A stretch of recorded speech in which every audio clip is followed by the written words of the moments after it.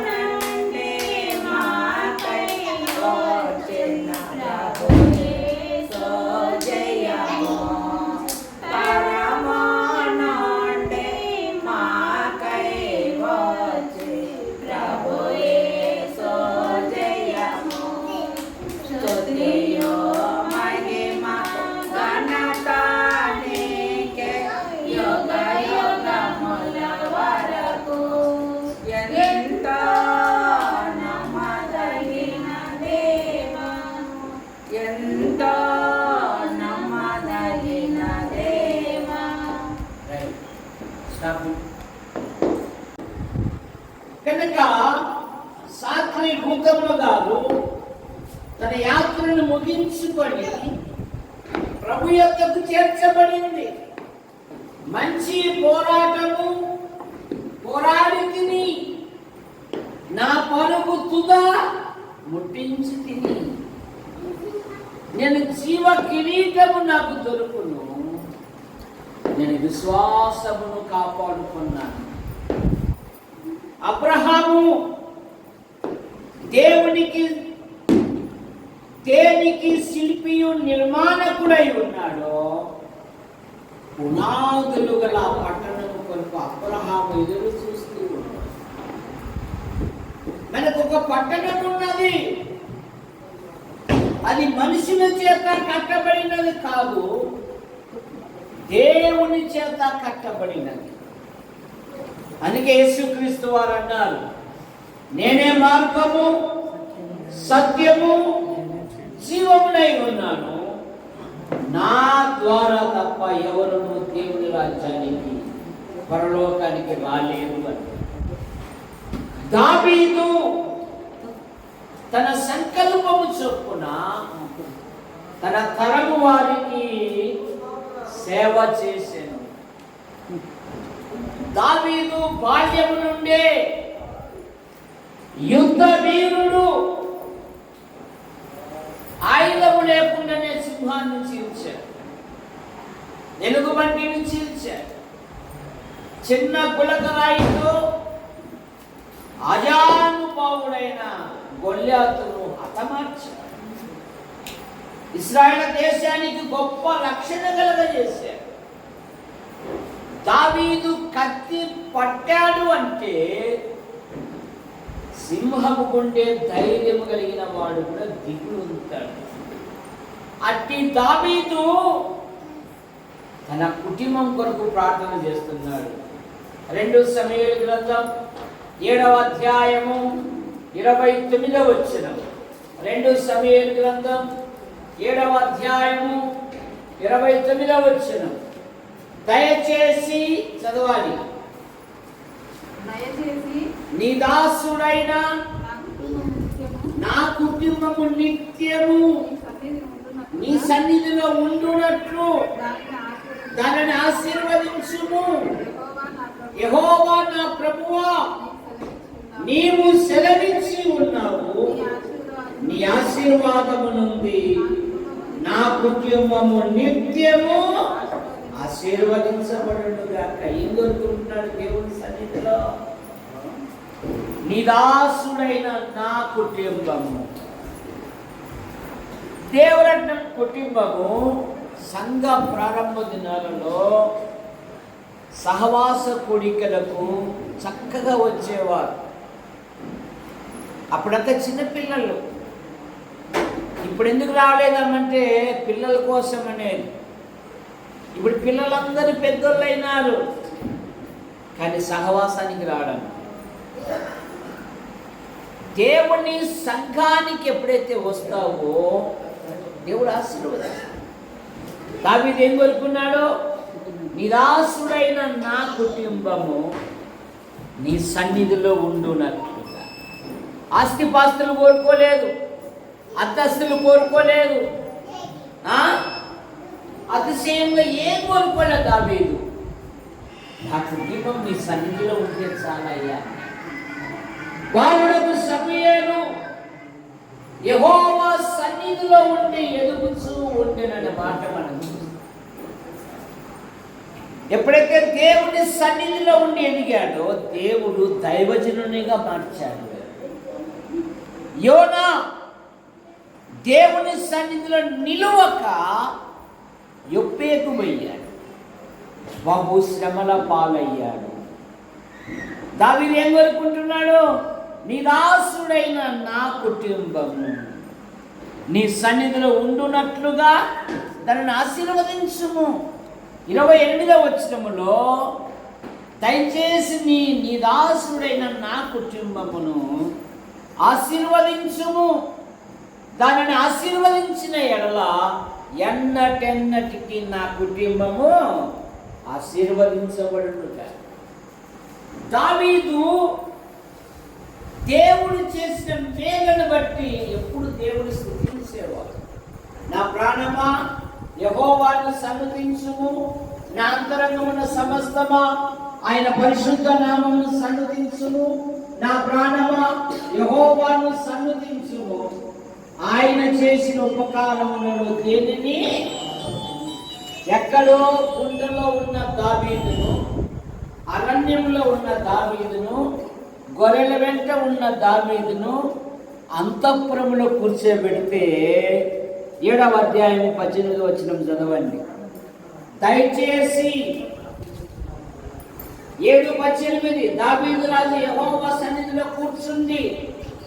2 సమూయేలు 7:18 దావీదు రాజు లోపల ప్రవేశించి యెహోవా సన్నిధిలో కూర్చుండి ఇలాగు మనవి చేసెను, నా ప్రభువా యెహోవా ఎంతగా నన్ను హెచ్చించుటకు నేనెంతటి వాడను, నా కుటుంబము ఈ పార్టీని గతాన్ని జ్ఞాపకం చేసుకుంటున్నాడు దావీదు. ఎంతగా నన్ను హెచ్చించుటకు నేనెంతటి వాడను, నా కుటుంబము. ఈ దినాలలో మనుషునికి కాస్త కూడు, కాస్త గూడు, కాస్త గుడ్డ దొరికేలకల్లే ఎవరు దేవుణ్ణి మర్చిపోతున్నారు. హోషేయ గ్రంథం 13:6 తరువాత వారికి మేత దొరకగా వారు తిని తృప్తి పొంది గర్వించి నన్ను మరచిరి అనే మాట మనం చూస్తాం. కనుక దావీదు తన తరము వారికి, అందుకే వృద్ధాప్యములో నన్ను విడనాడకుము, రాబోయే తరము వారికి నా జీవితంలో నువ్వు చేసిన అద్భుతములను రాబో తరమునకు నేను నేర్పించదను అంటాడు. 34వ కీర్తనలో ఎవడైనా దేవుని యందు భయభక్తులు కలగాలిన వాడే ఉన్నాడా? రమ్ము, దేవుని యందు భయభక్తులు నేర్పుతానన్నాడు. యోబు అత్యంత ధనవంతుడు, దేవుని యందు భయభక్తులు కలిగిన వాడు, చెడుతను విసర్జించిన వాడు, నీతిమంతుడు, న్యాయవంతుడు, యథార్థవంతుడు. తూర్పు దిక్కు జనులలో అతడే గొప్పవాడు.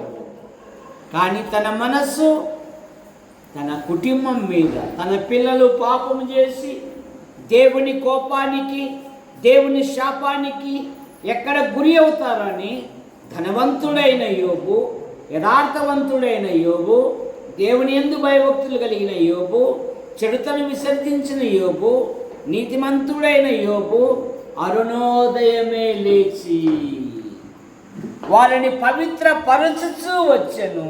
యోబు నిత్యము అలాగూ సంపద మీద మనసు పెట్టలేదు. యోబు సంతానం మీద మనసు పెట్టాడు.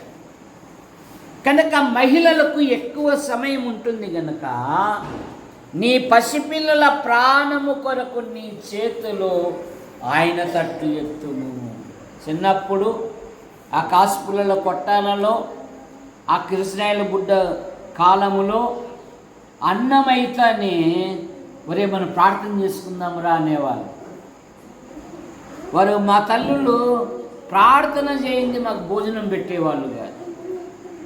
ఇప్పుడు మాటలు లేవు, కుటుంబంలో భార్యాభర్తలకు మాటలు లేవు, పిల్లలకు తల్లిదండ్రులకు మాటలు లేవు. చిన్నప్పుడైతే ఏరా వాడు అలిగినాడంట, నువ్వేమన్నావంటేనే ఏమని పెడతాడనరా, అబ్బా పెద్ద అలిగినాడంట, కూర్చోరా అని కూర్చోబెట్టి అన్నం పెట్టేటోళ్ళం మనం. ఇప్పుడు అట్లా కాదు, వానికి సొయ్యములే, వానికి కరగనీలే. సరే అలా కాదు, తిరిగి నడిపించుకోవాలి. మొక్కై వంగనిది మానై. కనుక యవన పిల్లలు బాల్యము నుండే మోకరించుట అలవర్చుకోవాలి, ప్రార్థించుట అలవర్చుకోవాలి. తల్లిదండ్రుల కొరకు పిల్లలు ప్రార్థన చేయాలి, తల్లిదండ్రులు పిల్లల కొరకు ప్రార్థన చేయాలి. కనుక సాత్రి రూతమ్మ గారు ఆమె తన యాత్రను ముగించుకొని ప్రభు యొద్దకు చేర్చబడింది. మరి మన ఆధ్యాత్మిక జీవితంలో మనం కూడా ప్రభును కలిగి ముందుకు సాగాలని మనం చేయొచ్చు. ప్రార్థన చేసుకుందాం. ప్రేమించిన మా తండ్రి, మీ నామాన్ని బట్టి మీకు వందనాలు చెల్లిస్తూ సాత్రి రూతమ్మ గారు మీ అందరూ చేర్చబడ్డారు. అన్నను బట్టి, కుమారుని కుటుంబాన్ని బట్టి, కుమార్తె కుటుంబాన్ని బట్టి, సాత్రి వంశవృక్షాన్ని బట్టి వర్తిస్తూ కుమార్తె అల్లుని వారి సంతానాన్ని కూడా పట్టుకుంది. దేవరత్నం యొక్క పిల్లలు యవన దశలోకి వచ్చారు. ప్రభు అయిన యేసుక్రీస్తుకు లోబడి మీలో ఎదుగుటకు సహాయం దాయించి సాత్రి వంశములో ఉద్యోగరీత్యా దూర ప్రాంతాలలో ఉన్న నీ పిల్లలను నీ రెక్కల కింద ఉంచుకొని కావాలి. ప్రభువా, ఇక్కడ చేరిన ప్రతి వారిని దీవించు. నైనా ఏ ఒక్కరూ ఖాళీ హృదయంతో పోకుండా ఈ వాక్యములు హృదయంలో భద్రం చేసుకొని నామస్మరణ చేసుకుంటూ ఇంకా ఎవరైనా మారు మనసు పొందకపోతే ప్రభు అయిన యేసుని అంగీకరించినట్లుగా మీ కృపను అనుగ్రహించమని యేసు ప్రభు నామములో ప్రార్థిస్తున్నాం తండ్రి, ఆమేన్. అందరికి వందనాలండి. స్టాప్ పెట్టి ఇంటి యజమానులు దేవరత్నంగా ప్రభునామమున అందరూ ఈరోజు నెల రోజు కూడిక ఏర్పాటు చేయడం అయినది. కావున ఇక్కడ వచ్చిన ప్రతి ఒక్కరూ ఈ విందులో పాల్గొని మమ్మల్ని ఆనందింపజేయవలసిందిగా కోరుతున్నాం. అందరికీ వందనాలు. అందరికీ వందనాలు.